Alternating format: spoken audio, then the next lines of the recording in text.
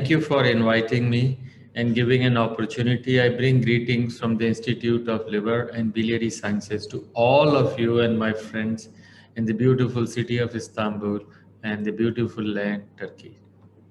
I have nothing to disclose. I will try and cover terminology, mechanisms, and new management options for ECLF.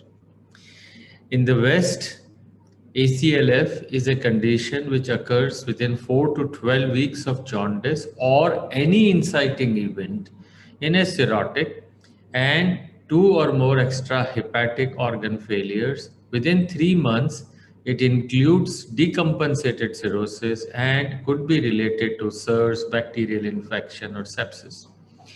While in Apazal or ARC, it is an acute hepatic insult which results in jaundice, coagulopathy within 4 weeks with development of ascites and or HE in a CLD or cirrhosis with high mortality. Let's look at different definitions. Normal liver, ALF. A decompensated cirrhosis, ascites, jaundice, already AKI. If he gets an acute insult, he has a different natural history of an end stage liver disease. We are talking about a patient who has F3, F4 fibrosis, he gets an acute insult, or a known compensated cirrhosis or unknown compensated cirrhosis who gets an acute insult. And he could present with several things. He can present as a GI bleed, HE, ascites, HRS, sepsis, or a combination. Or we pick up one single event, which is development of jaundice, that is liver failure, followed by ascites. So ARC or Apostle believes into a homogeneous group where an acute insult has led to jaundice followed by ascites. If you pick up Cliff, Western, or other definitions, you would have 9 to 27 subgroups. And if you pick up the Nexel, the North American, you will only be using the ICU patients. So APSL has tried to achieve a clear definition, a correct phenotype to define a proper treatment. I'll exemplify. Here is a patient who is 33, female, obese. She was taking complementary medicines for corona and developed jaundice and ascites, had no palpable spleen. She presented to us on day 23. She had ACLF, no SIRS, platelets are okay, counts are all right, but bilirubin is 22. And you will see that creatinine is normal, but lactate is high, INR is high. All right. On day 27, that is just 4 days later, now she has SIRS. She has a high heart rate and her INR is high, her lactate is high. Now her creatinine is high. So the organ dysfunction has started. She has ascites, she requires stepping. We did a transjugular biopsy because she had no varices and transjugular showed F3 fibrosis. We started her on NAC and acetylcysteine. Just about 3 days later, now she has a high INR, she has sepsis, she has creatinine, which is high. Now she is a candidate to be classified by Easel and Cliff as ACLF. She requires repeated modest volume paracentesis. Now she is ACLF, so transplant would be explained. But as you would see by day 35, she has multi-organ involvement and she died on day 36. So what are the differences? The patient came in the beginning, she just had liver failure and a puzzle ARC would diagnose it. But if you wait another 7 to 10 days, extrahepatic organ failures will come and then by EASL Cliff you diagnose. So you may actually waste 6 to 10 days or even longer. Now you look at the canonic study of ACLF. Liver failure was not at all necessary. The liver failure was actually in 14%, but kidney failure was in 18%, and other organ failures were in 3/4 of the patients. no liver failure. They just had decompensated patients with involvement of other organs. So the choices now are getting clearer, as Nadeem in Hepatology Excellent Original and Review said. A more liver specific definition would not only preserve the syndrome's face validity, but it is liver failure. And it should also give you more useful clinical tool in selecting patients for liver directed therapies. Now, defining ACLF on organ failure is late. There is little potential of reversibility. Organ failure should be part of the natural history rather than essential for diagnosis. Let's look at acute liver failure. Is organ failure part of it? Kidney failure or failure of circulation? Or is sepsis part of ALF definition? No, it is simple liver failure. So the first part of my summary of my talk is define a pure phenotype. Don't put all hepatology in one basket. Liver should be core and not ACLF. Organ failure is needed for prognosis. For defining, no. Decompensated cirrhosis, they have a separate natural history, should be separately studied. And sepsis is a consequence of liver failure, and I'll show you. Now let's look at, you have King's College criteria. Is there a criteria of liver failure in ACLF? And this is what it is: jaundice, coagulopathy, encephalopathy, and lactate. Four are the liver failure part, and creatinine is the immediate kidney involvement. Let's look at our patient who came. This patient, when she presented, had bilirubin 22.5. So she gets 3 score, no HE. Her INR was 1.8. Her lactate was high. And she had a creatinine which was high. So at baseline, her ARC score was 10. Now, 4 days later, our patient had now a higher INR, a higher lactate, and a higher creatinine, and her score became 13. From 10, it became 13. What is the relevance? Now, if you have an ARC score which is less than 10, then 1 unit increase, let's say from 7 to 8, 8 to 9, by day 4, mortality increases at 4%. If it is up to day 7, by 5% or so. But if your score, like in our patient, was 10 and it goes higher up, 1 unit increase about 10, anytime within 7 days, mortality increases by 20%. So in 1 week, it actually can tell you this patient will not survive for 28 days. It is a simple, bedside, reliable tool tested in thousands of patients. And when you compare this to other scores, for example, compare ARC with CLIF, SOFA, MELD, or Apache, there is a significant superiority of this bedside usable ARC score. Now, I told you about 7 days to 10 days time. This is actually the golden window. In a patient with ALF, you have some time, but in ACLF, you already start with 80% of the liver reserve, and it goes down very rapidly. If you manage the patient, it can come up to spontaneous recovery, but otherwise he goes to multi-organ failure. While a decompensated cirrhosis will continue to go down, even if it recovers, it will come from here to here. So the golden was, as in our patient, there was no SIRS in the beginning. Now, after developed sepsis and organ failure. So the total time at our disposal, a history, it can define acute insult, let's say alcohol. Underlying could be alcohol, could be NASH. So acute insult and underlying liver disease, chronic. Then bilirubin, INR. You can see ultrasound CT to find chronic liver disease and ascites if they are simple.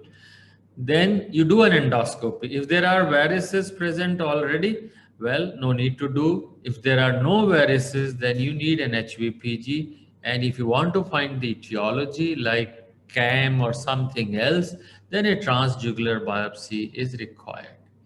So let's go back to the fundamental of acute and chronic liver failure. Fundamental is define the acute insult, ethanol, B, viruses, autoimmune flare, DILI, and find out the underlying chronic liver disease and stratify your patient on liver failure. And the whole idea of liver failure, chronicity, and acute insult is the rapidity. Can you reverse this patient? Does everyone need a transplant, or can you make some do better without transplant? Now, why a liver biopsy is helpful? In a liver biopsy, if you have a lot of ballooning degeneration, if you have cholestasis, if you have eosinophilic degeneration, these are bad signs. At baseline, you can say this guy, especially with alcohol, we need a transplant. You can also find out the underlying chronic liver disease, bile duct proliferation, fibrous septa.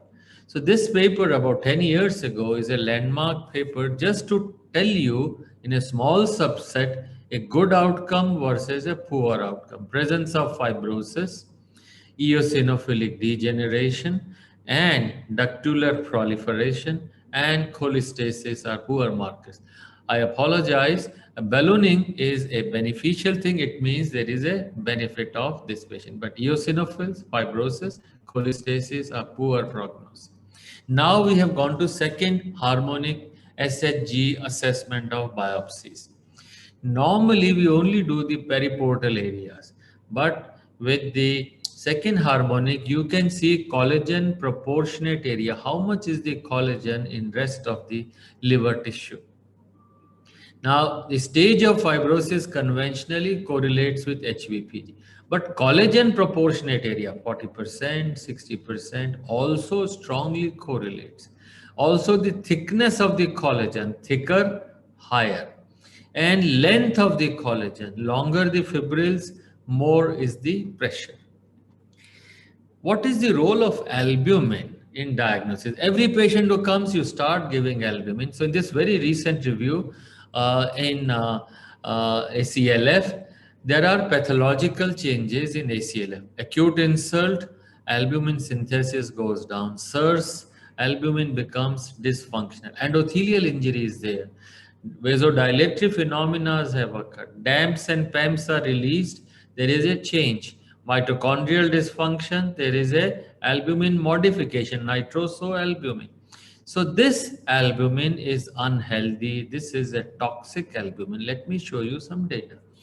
Normally, one bilirubin molecule binds to one human serum albumin molecule, normally in physiological. But in patients, let's say bilirubin is 20 as in our patient, there will be 3 molecules hanging on to the albumin.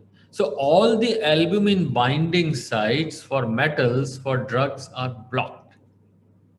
There is no other ligand or metal can bind.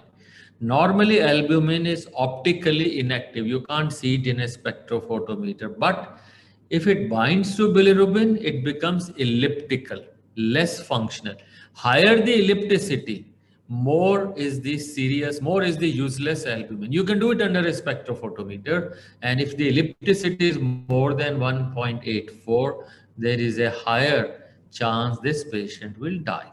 In such situations, there is a rationale for removing such an albumin rather than keep on pumping more and more albumin. So I'll summarize. Diagnosis is easy. You may need an HVPG or a biopsy, not mandatory. Albumin biology and functionality must be understood. ARC score is a bedside, reliable marker, tool for prognosis. And remember the golden window concept. Let's go to the mechanisms briefly. So here is the bowel, and from bowel through the portal vein, the leaky bowel allows the bacteria, the toxins to come into the liver, which is already getting an insult from an alcohol or a superadded virus or an HBV reactivation or some drugs. Because of this, there is a continuous injury, release of several cytokines, stellate cells, which are all these, the cells are the sensors, all the immune innate cells, macrophages, neutrophils. What do they do? They all cause and release several mediator cytokines which go into the circulation. I don't have time to tell you, but the inflammation and the hepatocyte death are the continuous cause of SIRS. It takes few days. They go back and this vicious cycle continues and finally leads to organ failure. So impaired immunity, exhausted cells is the major cause. So there are several cytokines, DAMPs, pathogen-associated molecular patterns, and modified albumin. These are your messengers. Now, ACLF is a syndrome of acute portal hypertension. I said patient has injury in 4 weeks, gets ascites. Why? Cytokines, very strongly active stellate cells, endothelial dysfunction, and impaired vascular reaction. So cirrhotic already has high portal pressure, HVPG of 12. Now you get an acute cytokine burst. From 12, it goes to 18, 20. Now what will happen? Within no time, in 2 weeks, patient develops ascites, HRS, GI bleed, and HE. Why? There is a systemic inflammation, endotoxemia, and hyperbilirubinemia. This high bilirubin and high bile acid will lead to poor cardiac function, hypotension, decreased oxygen delivery, and poor response to vasoconstrictors. So what is ACLF? It is a systemic inflammation influencing your circulation and raising your portal pressure, cardiac output, and a rapid rise in HVPG. We have to understand this syndrome of acute portal hypertension. Now, based on that, we can plan our management. First is nutrition. It is always said that you can't give fats, intralipid, to patients who have got a jaundice. So we try to evaluate omega-3, omega-6 versus nothing. And those who were able to give 3 days of this compared to control have a better survival. It actually decreased several inflammatory markers, including TNF alpha. So we recommend and use it. Patient has underlying autoimmune hepatitis. If the MELD is 27 or less, please give steroids and it can help improve outcome. If you don't give steroids, mortality could be higher. Hepatitis B ACLF, reactivation. If the MELD is above 30, straight transplant. Less than 20 or up to 23 in some studies, antivirals. Between 20 and 30 antivirals, but keep ready for transplant. Poor outcomes will be cirrhotics, high bilirubin, high INR, and DNA is not reduced in first 2 weeks by tenofovir or entecavir, and low platelets. So demand for transplant must be raised. The next important part is ascites and progressive liver failure. Now, patients who have got ACLF and have no varices, suppose these patients survive. What happens to them? Their portal pressure initially was 15, and once they recover, it comes to 7. So what is the dynamic component? It is about 7 millimeters. So acute portal hypertension raised pressure by 7 millimeters. So higher the pressure, suppose the pressure is 22, mortality is high. Suppose the pressure was less than 15, patient will survive. This is what we see every day. All our patients get transjugular biopsy. Patient has an acute injury, has ascites, but his pressure is 8 or 10. Oh, there is a time for us. So remember, pressures determine mortality. Now, how do you treat acute portal hypertension? So in this study, we randomized patients and gave carvedilol versus placebo. Now, there can be spontaneous regression. So in all those who with carvedilol or spontaneously had more than 20% reduction in the portal pressure, they had no progression, low progression of varices compared to those who did not have a decrease in portal pressure. So what it means is if you can decrease pressure, and carvedilol did decrease, your complications like SBP, pneumonia, and patient getting AKI are markedly decreased. It resulted into a survival benefit at 28 days. So carvedilol better than no carvedilol. If your patient at baseline has already come with AKI, I recommend propranolol. The next is, can we prevent patients from rebleeding? This was to prevent growth of varices, rise in pressure, keep it stable. But if the patient has come ACLF with a bleed, this data in the Western patients has shown that if you are able to do TIPS in these patients, the cumulative rebleeding rate is lower compared to no TIPS. So you can actually do a preemptive TIPS and prevent bleeding in these patients. Let's look at ascites. Now, our hypothesis is this patient never had ascites and has now in 2 weeks or 4 weeks got ascites. So he has no abdominal walls are not relaxed. There is no space. So patients with ACLF, if you tap them now, do an ascites in them, they will have an early dysfunction, circulatory dysfunction, even with smaller ascitic tap, because there is a very high intra-abdominal pressure. So we proposed few years ago to do modest volume paracentesis. Now, those who were tapped 40, 28 developed PICD if no albumin. If you give albumin, 30%. And this is with modest volume. We have not tapped more than 5 liters. On an average, we tap 4 liters. Please see this. PICD is more common in ACLF. Therefore, the new term is MVP, 3 to 4 liters. Give albumin, but still 30% can have mortality. And a plasma renin activity, which is normally less than 4, if you find out is about 23, then the chances of PICD are high. So do baseline PRA in every patient. Progressive liver failure. Now, we have to look into how can you bridge these therapies. They can bridge to transplant and bridge to liver regeneration. Let's first look at the coagulation. Now, if the patient of ACLF has low platelets, his fibrinogen is low, and the activated clotting time is high, this patient will have a score of 9. This score of 9 will have a very high mortality. In fact, all may die.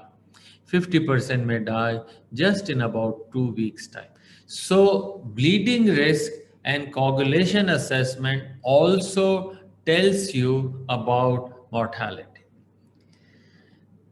Can we do something as far as coagulopathy and organ failures? If the patient has grade 1 and 2, APASL defines it as organ dysfunction. Organ failure is 3 and 4. If ammonia is more than 143 in ACLF, chances of mortality are high. How do you manage ammonia targeted therapy and plasma exchange? What is the rationale for plasma exchange? It can detoxify, it can allow biosynthesis and homeostasis. So detoxification, toxins removed, stimulate regeneration and improve the pathophysiology, make homeostasis. This study shows you that pre and post, now this is post HMGB, the DAMP is decreased, especially in responders. You also see endotoxin levels are decreased and the macrophage function improves in responders. Non-responders, it doesn't improve. IL-1RA in the responders improves. So there is a cytokine benefit by doing plasma exchange. This is a very important slide and which we now regularly use is the oxygen consumption rate, which reflects mitochondrial respiration. Monocytes in 6 hours are finished. Now, if you do plasma exchange, after plasma exchange and if the patient is responding, see the purple line. In the purple line, the oxygen consumption rate has improved. This guy will survive because his monocytes now can breathe properly. Non-responders, they will die. Let me come back to slightly albumin again. In ACLF, you have a lot of nitrosoalbumin, you have a lot of modified human mercaptan albumin 1 and 2. Non-mercaptan albumin, HNA1 and HNA2 are extremely high. What do you do in liver dialysis? Prometheus and Mars. Mars is very common. It has one circulation with albumin going, and on the other side, the patient, the albumin bound toxins will all go out into this, but not the albumin molecule. Only toxins go through this small pore membrane. In Prometheus, the pores are large. Albumin along with the toxins can go onto this side, and therefore people used to believe Prometheus is better. It can remove the toxic albumin as well as the proteins, toxins bound to it. However, no head-to-head comparison. In this study, where the Prometheus was used compared to standard medical therapy, there was a distinct advantage, especially in patients who had high MELD and 90-day survival improved in them. But this is only a small study and difficult to replicate. Similar data was given in the RELIEF study where Mars was used. In our own experience, we have both Prometheus and Mars and plasma exchange, all three. So what we did was we compared Prometheus with plasma exchange. Plasma exchange was superior. So it will give you relief, you can do it.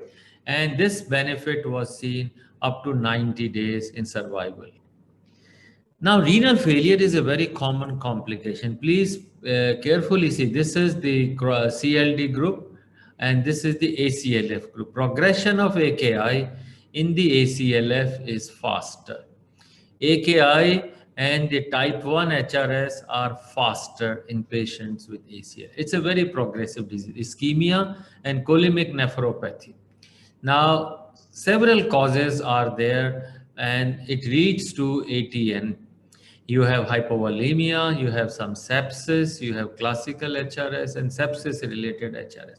All of these are more common in ACLF. And this is a result of something which we do not, we underestimate is bilirubin and bile acid toxicity. Bile acids dampen the heart, bilirubin chokes your kidneys. So are vasopressors effective? ACLF versus CLD. You will see that compared to the CLD, the response to NORAD or terlipressin or response to terlipressin in these patients is lower than in patients with CLD. So what is our management algorithm? If you have a newly diagnosed AKI in a patient with ACLF, then give you volume, supplement and albumin. Response will be very low, but if you're lucky, continue. If you have no response, then within 48 hours or so, you will see that you have to go on to renal support system because only 1/3 respond to vasoconstrictors. Let me go on to now prevention and treatment and other issues of ACLF. Now, immune dysfunction is quite common because of endotoxemia, reduced complement synthesis proteins, immune surveillance is low, and albumin is bad. And therefore, innate immunity and adaptive immunity, all of them go into a very, very lower pitch. So ACLF survivors may come back, but non-survivors, the immunity never improves. So what is the mechanism? Hepatic injury, first, as I showed you in my diagram, intense inflammation is the driver for SIRS. More inflammation, more endothelial injury. And sepsis is a consequence. Now the bacterial translocations from the bowel start. And you have an impaired bowel neutrophil. You have an impaired neutrophil in the circulation, in the liver. Monocytes are bad and the responses of cells are poor.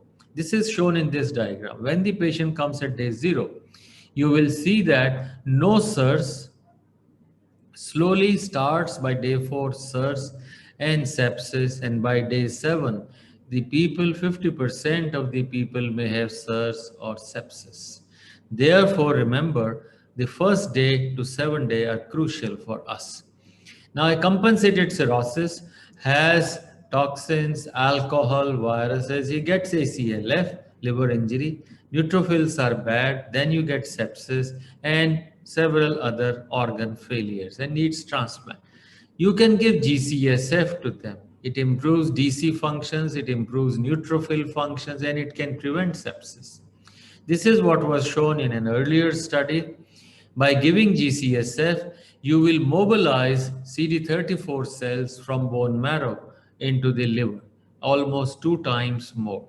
And there is also a potential of regeneration, and therefore, compared to the placebo, GCSF in a selected group will definitely benefit in ACLF. GCSF improves the trafficking from the bone marrow to the blood and from the blood to the liver. Liver transplant is the final savior, 85% to 90% 1 year survival. Now, this diagram is important for you to understand of the different categories, grade 1, 2, and 3, just to say if the patient has come in the beginning, he has about 80% of the liver available, and slowly it will go down. So if he has SIRS, if he has sepsis, even then you can take the patient. If he has organ dysfunction, take the patient. It is up to this stage of organ dysfunction you can do that. But once the patient starts going into the organ failure stage, it might become too late. So our concept of APASL definition, the ARC definition, is to pick up patients in the beginning time. And then if you pick up like this without transplant, he will die because his chances of survival would be 10% or so. His chances of survival without a liver will be 58%. Here, if you can do medical therapy, the patient will be good. What is the most common reason for not transplanting? This survey was done in about 88 centers or so. Many replied, presence of sepsis and 2 organ failures are the most common cause of not transplanting. These are from transplant centers. So my final slide is, if at day 0 a patient comes, please assess for sepsis, which can develop at any time. Optimize your management to prevent organ failure. If the MELD is above 30 and ARC is above 10, this patient can be considered from day 0 for transplant. Now you are done medical management, and while you're waiting for transplant, living or deceased, ARC score has improved. And if it has improved, well, you can continue medical management. But if it doesn't or it increases, well, patient needs an emergency transplant. On the other hand, if patient has come late, like Easel Cliff or so, and the failure of 2 organs is already there, what do? You may actually do plasmapheresis, artificial liver support, stabilize the patient, and then send for transplant. You may lose many. And if the patient is not improving, well, as supportive care. On the other hand, if the patient has already come with multi-organ failure, then you just have supportive care. All these are part of the recommendations of ARC. You can reach there. I hope you publish and we get too many very good papers from Turkey.